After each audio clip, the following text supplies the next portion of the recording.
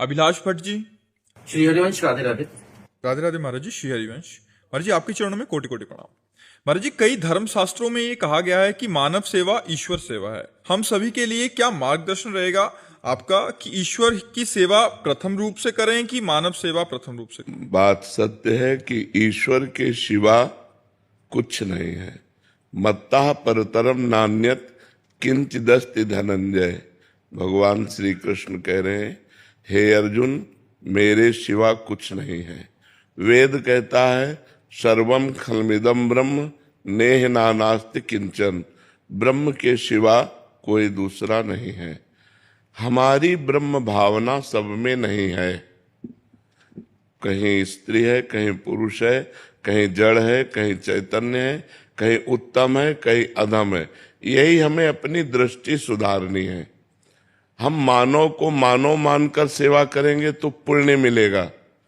अगर मानव को भगवान मानकर सेवा करेंगे तो उपासना बनेगी, अध्यात्म पुष्ट होगा। अध्यात्म पुष्ट होने से मोक्ष होता है, पुण्य होने से बंधन होता है। पुण्य का बंधन है, पुण्य का बंधन सुख भोग है, पाप का बंधन दुख भोग है। लेकिन अध्यात्म दोनों बंधनों से मुक्त करता है।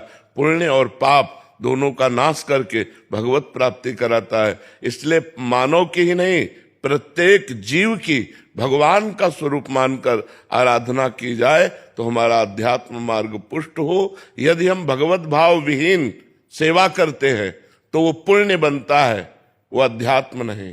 तो इसलिए हम हर जीव में, चराचर में, जड़ चेतन जग जीव जत सकल राम मैं जानी।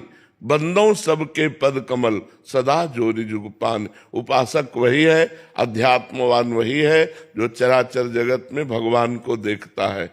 जो शरीरों को देखता है, स्वभाव को देखता है, कर्मों को देखता है, गुण दोष को देखता है, वो अविवेकी है। विवेकी तत्व दृष्टि रखता है, ये पार्थिव दृष्टि नहीं। जी।